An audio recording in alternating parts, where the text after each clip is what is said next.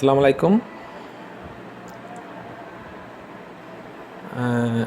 এখানে দেখানো হচ্ছে কিভাবে আপনারা জুন ক্লোজিং প্রোগ্রামটা শেষ করবেন শুরু থেকে শেষ পর্যন্ত।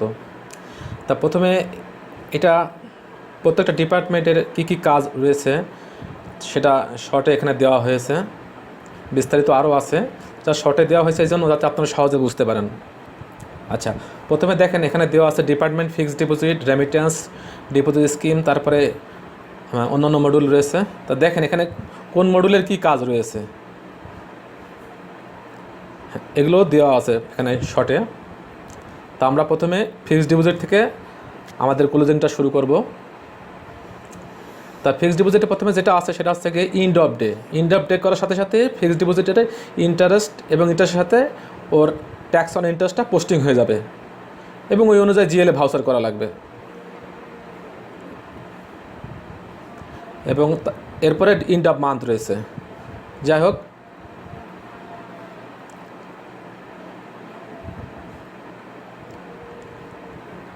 তাহলে আমরা ফিক্সড ডিপোজিট থেকে শুরু করব ক্লোজিং প্রোগ্রামটা।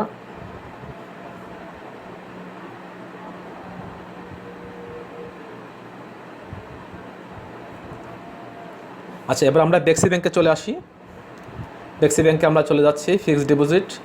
এখান থেকে আমরা দেখে নিচ্ছি আজকে 30শে জুন। হ্যাঁ, তাহলে আমরা 30শে জুনটা এন্ড অফ ডে করে নেব। দেখেন এখানে কোনো ইন্টারেস্ট আসেনি, যদি কোনো অ্যাকাউন্টে ইন্টারেস্ট থাকতো তাহলে এখানে চলে আসতো। আজকের ডেটে যদি আগের দিন হতো তাহলে ওটা ইন্টারেস্ট চলে আসতো, পরের দিন ম্যাচুর হতো। আমরা এন্ড অফ ডে করে নিলাম এবং এরপর আমরা এন্ড অফ মান্থ করে নিচ্ছি। তার মানে ফিক্সড ডিপোজিটে আমাদের কোনো ক্লোজিংয়ে এখানে কোনো কাজ থাকতেছে না, মানে ক্লোজিং পারপাস। তারপর আমরা চলে যাচ্ছি রেমিটেন্সে আসলে কোনো কাজ নাই, জাস্ট এন্ড অফ ডে করা হবে, এন্ড অফ মান্থ করা হবে।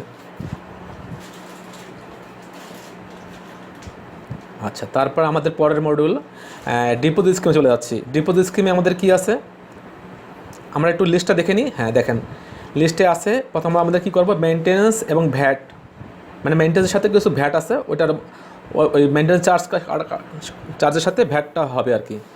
তা আমরা একটু দেখে নিই মেনটেন্যান্স চার্জটা। এখানে দেখেন দুইটা অপশন আছে।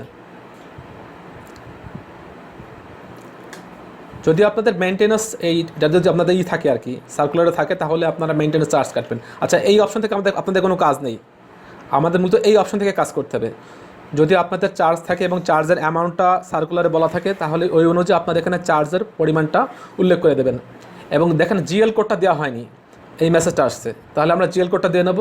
জিএল কোডটা দেওয়ার জন্য আমরা লিখবো এসি লিখলে দেখেন অ্যাকাউন্ট মেনটেন্যান্স, প্রথম যে হেডটা আমরা দেখতে পাচ্ছি জাস্ট এই হেডটা আমরা সিলেক্ট করে নেব, শো দেবো, শো দিলে চলে আসবে। দেখেন এখানে চার্জের সাথে কিন্তু ভ্যাটও আছে, 15% করে ভ্যাট। তারপরে আমরা এখান থেকে ডিটেলস থেকে আমরা দেখে নিতে পারি যে আমাদের কতগুলো অ্যাকাউন্টে চার্জ কাটা হচ্ছে এবং কী পরিমাণ ভ্যাট কাটা হচ্ছে। এখানে দুটো অপশন আছে, ডিটেলস এবং সামারি, দুইভাবে কিন্তু এটাই হবে।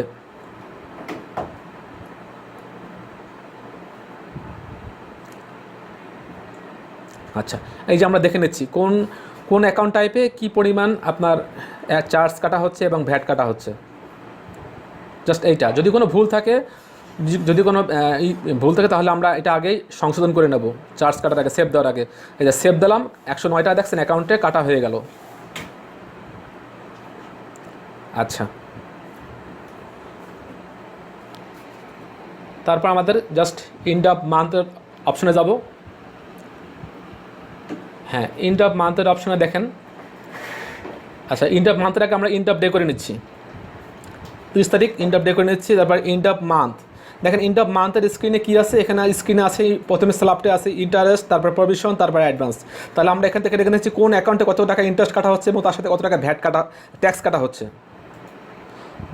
যদি কোনো কারণে এই ট্যাক্স, হ্যাঁ এখানে দেখেন এটা অপশন আছে চার্জেস, সেটিংস অ্যান্ড লিস্টিং।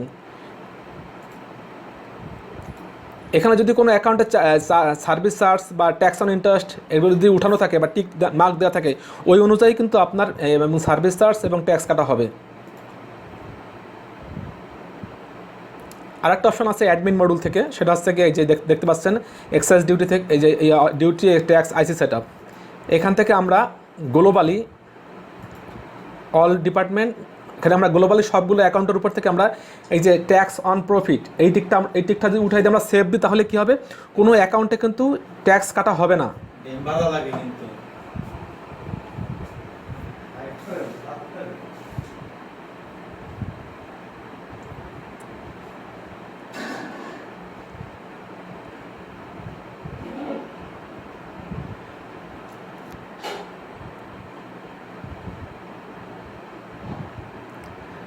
আচ্ছা, তাহলে দেখতে পাচ্ছেন হ্যাঁ কতগুলো অ্যাকাউন্টে ইন্টারেস্ট কাটা হচ্ছে, প্রভিশন হচ্ছে।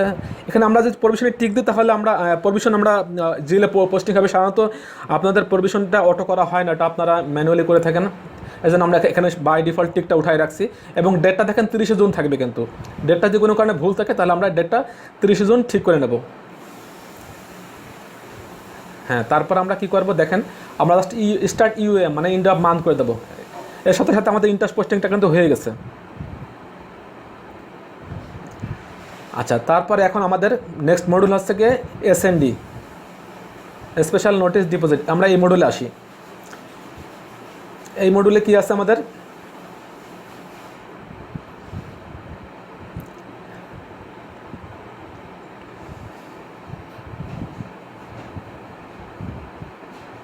মেইনটেনেন্স ফি ওই আগের মতো, জাস্ট এখানে ফিক্সড কত টাকায় হবে মেইনটেনেন্স ফি।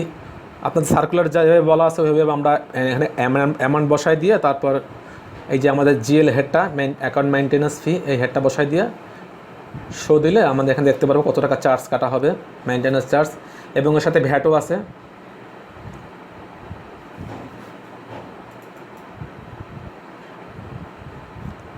তারপরে জাস্ট সেভ দিলে কাটা হয়ে যাবে। একটি অ্যাকাউন্টে হয়েছে। আচ্ছা, তারপরে কি আছে আমাদের ইন্টারেস্ট পোস্টিংয়ের একটা বিষয় আছে। ইন্টারেস্ট পোস্টিংয়ের বিষয়টা হচ্ছে কি, যেদিনকে আপনারা ইন্টারেস্ট পোস্টিং দেবেন জাস্ট ওই দিনটাকে এন্ড অফ ডে করে দিয়ে তারপরে ইন্টারেস্ট পোস্টিং হবে। যে দিনটাকে এন্ড অফ ডে করলেন ওই দিনটার উপরে ইন্টারেস্ট পোস্টিং হবে।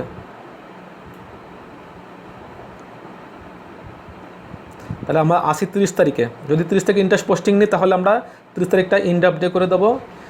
30 তারিখ এন্ড অফ ডে করে দিয়ে তারপরে ইন্টারেস্ট পোস্টিংয়ে যাব।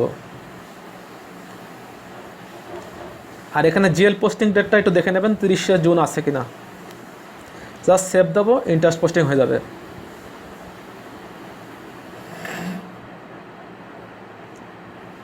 তারপর থাকে আমাদের এন্ড অফ মান্থ।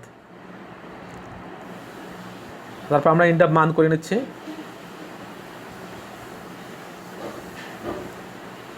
তারপর আমাদের পরের মডিউল সেভিংস।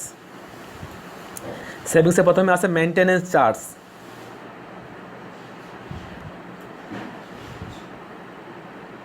মেইনটেনেন্স চার্জ এখান থেকে এই যে এই স্ল্যাবে গিয়ে আমাদের এখানে প্রত্যেকটা স্ল্যাব ওয়াইজ রেটটা দেওয়া আছে। আপনারা জাস্ট শো দেবেন, শো দিলে এখানে শো করবে কতগুলো অ্যাকাউন্টে কীভাবে মেইনটেনেন্স চার্জ হচ্ছে। এখানে সামারি ডিটেলস দেখে এটা প্রিন্ট নিয়ে নিতে পারেন আপনারা পোস্টিং দেওয়ার আগে, যে আপনাদের কোন টাইপে কত টাকা হচ্ছে। দেখেন এখানে যে এমপ্লয়ি সিকিউরিটি একটা অ্যাকাউন্ট আছে, এখানে কিছু চার্জ কাটা হচ্ছে। আপনারা যদি এখানে যদি চার্জ না কাটেন তাহলে এই অপশনটাকে বাদ দিতে হবে। এবং দেখেন এই যে ভাতা অ্যাকাউন্ট, ওখানেও কিছু চার্জ কাটা হচ্ছে। সাধারণত আপনারা ভাতা অ্যাকাউন্টে চার্জ কেটে থাকেন না, সেক্ষেত্রে ভাতা অ্যাকাউন্টটাকেও আমাদের অফ করে দিয়ে আসতে হবে।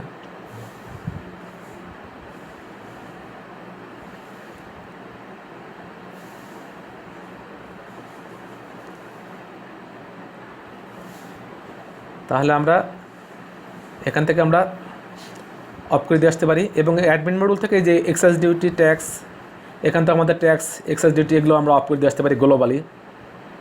এখানে অপশন আছে। তো সেভিংসে আসলে এখান থেকে কোনো কাজ নাই, এই অপশনগুলো নাই মেনটেন্যান্সের ক্ষেত্রে। তো আমরা এখান থেকেই অফ করে দেবো। চার্জেস, সেটিংস অ্যান্ড লিস্টিং এখান থেকে অফ করে দেবো।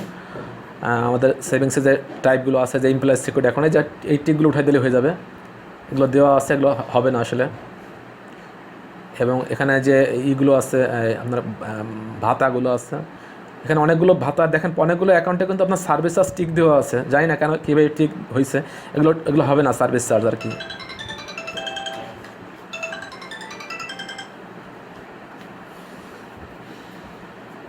তাহলে আমরা এই অপশনগুলো কী করব,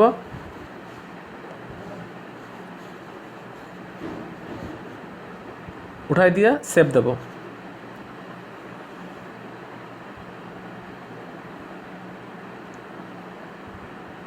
জাস্ট আমি অল্প কয়েকটা অফ করে দিয়ে দেখালাম কীভাবে এগুলো উঠাবেন, বাকিগুলো উঠাই নেওয়া লাগবে। এখানে জিএল কোড অ্যাকাউন্ট মেনটেন্যান্স ফি এসি লিখলে চলে আসবে। এই হেডটা, প্রথম হেডটা শো দেব।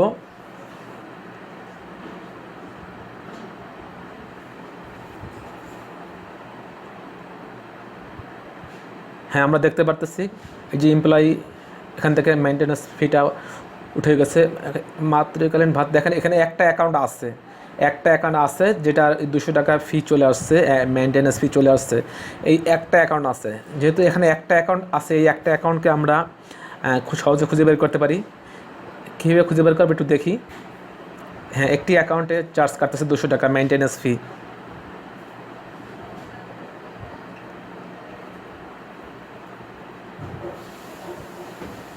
আমরা একটু নিচের দিকে আসি,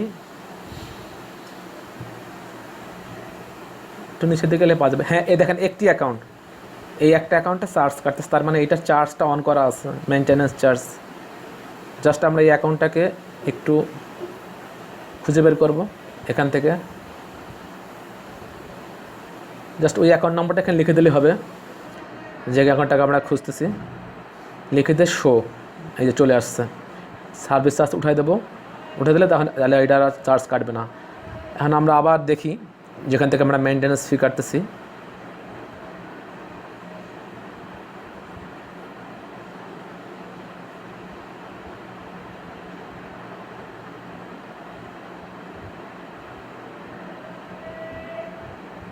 জেল কোডটা আবার বসাই দিচ্ছি, এসি প্রথম হেডটা শো।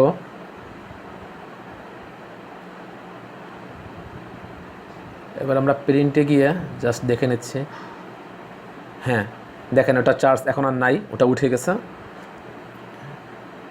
তাহলে আমরা এখন সেভ দিলে জাস্ট মেনটেন্যান্স ফি কাটা হয়ে যাবে এবং এর সাথে প্রয়োজনীয় ভ্যাট কাটা হবে।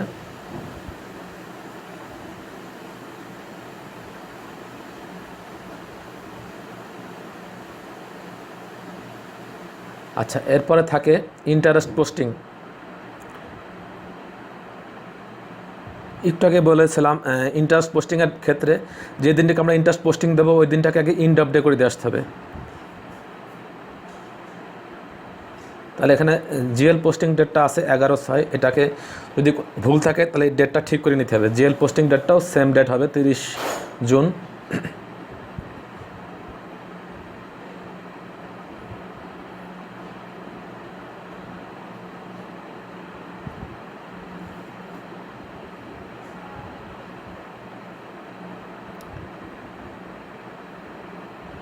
শো দেবো, শো দিয়ে সেভ দিলে ইন্টারেস্ট পোস্টিং হয়ে যাবে।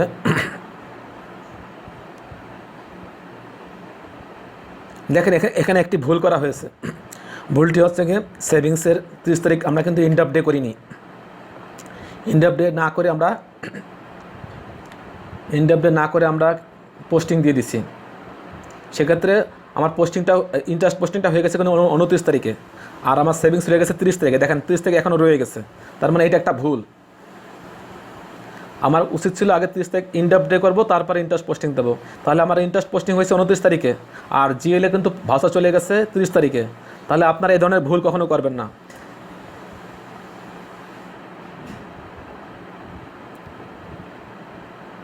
জাস্ট ইন্ড অফ মান্থ করে দিলাম, ইন্ড অফ ডে করে ইন্ড অফ মান্থ করে দিলাম, আমাদের সেভিংসের কাজ শেষ। এরপরে আমাদের লোনে আমাদের প্রথমে ইন্ড অফ ডে করে নিতে হবে 30 তারিখ। ইন্ড অফ ডে করে নিয়ে ওদিনকে আমাদের কোনো ট্রানজাকশন নাই, ইউডি নট রান, এটা লিখে দিতে হবে।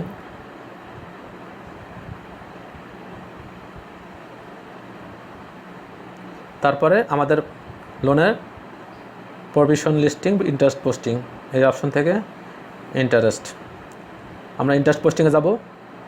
দেখেন এখানে একটা মেসেজ আসছে, KL কর্নার সেটআপ প্রবলেম। এই মেসেজটার অর্থ হচ্ছে কি আমরা প্রোগ্রামটা ঠিকভাবে চালাইনি, আমাদের যে স্ক্রিপ্টগুলো ছিল এগুলো চালানো হয়নি। যদি স্ক্রিপ্টগুলো ঠিকভাবে না চালানো হয় তাহলে এই ধরনের মেসেজ আসবে।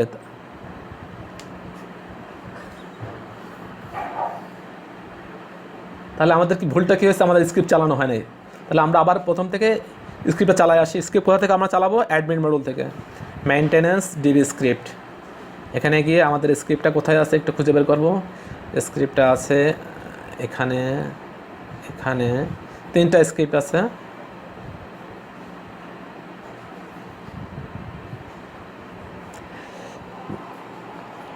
এই স্ক্রিপ্টটা জেড ড্রাইভ থেকে রয়েছে, এই জন্য স্ক্রিপ্টটা চলতেছে না। এটা জেড ড্রাইভে রাখা যাবে না, এটা সি ড্রাইভে নিতে হবে।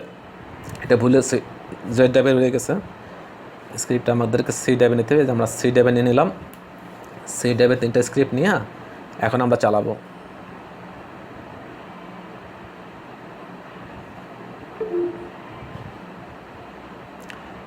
তারপর আরেকটা স্ক্রিপ্ট আছে করোনা ব্লক ইন্টারেস্ট লক। তারপর আরেকটা স্ক্রিপ্ট আছে জুন ক্লোজিং। ব্যাস, আমাদের স্ক্রিপ্ট চালানো শেষ।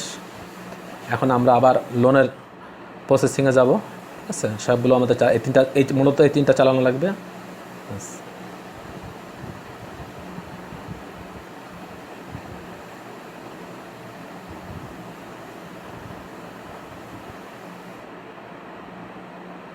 আমরা ইন্টারেস্ট পোস্টিংয়ে যাব। জিএল ডেট 30 জুন, ওটা দেখে নেব ঠিক আছে কিনা।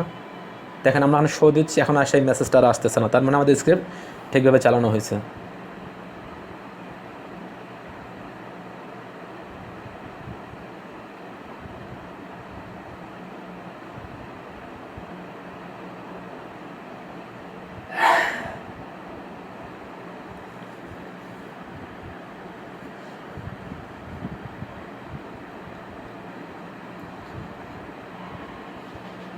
একটু সময় লাগতেছে, অনেকগুলো অ্যাকাউন্ট তো। হ্যাঁ, চলে আসছে আমাদের ইন্টারেস্ট টোটাল চলে আসছে। কত টাকা ব্লক ইনকামে যাচ্ছে সেটাও ফিগারটা চলে আসছে। জাস্ট ইয়েস দিলে, সেভ দিয়ে ইন্টারেস্ট পোস্টিং হয়ে যাবে।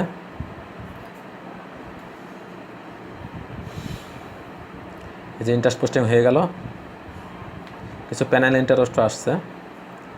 আচ্ছা,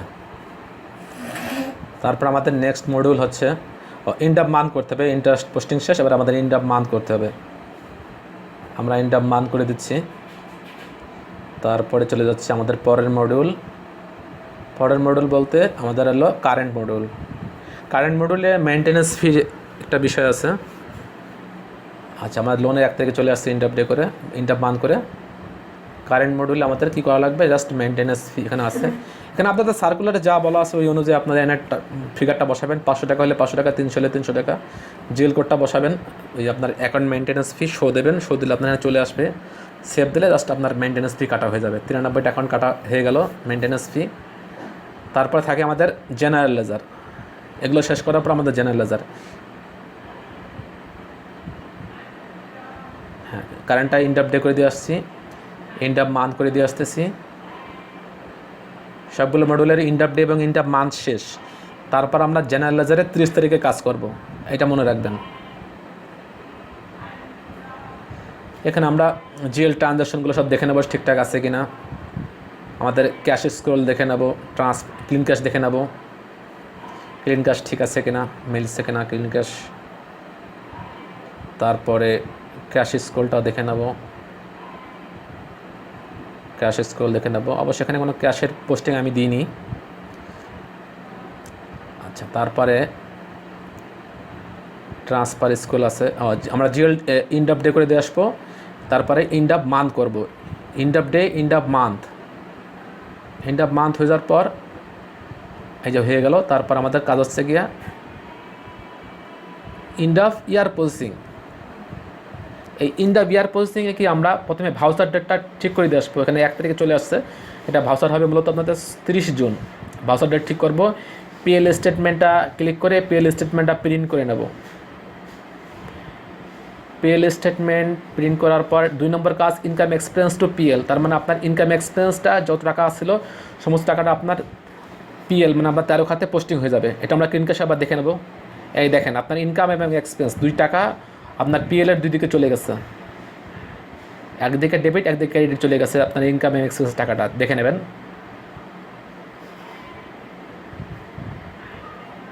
তারপর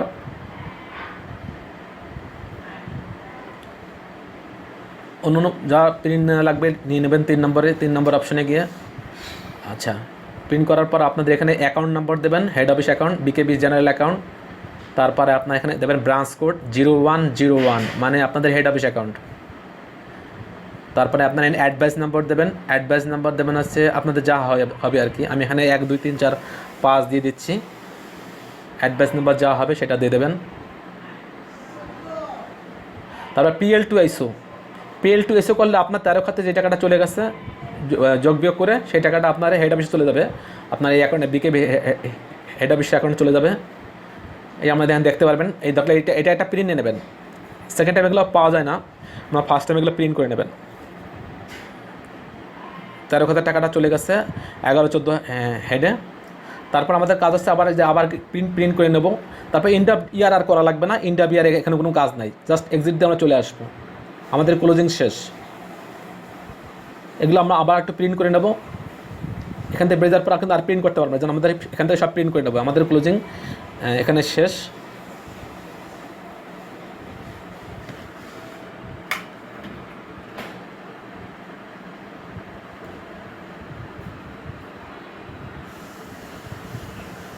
আপনাদের সবাইকে ধন্যবাদ।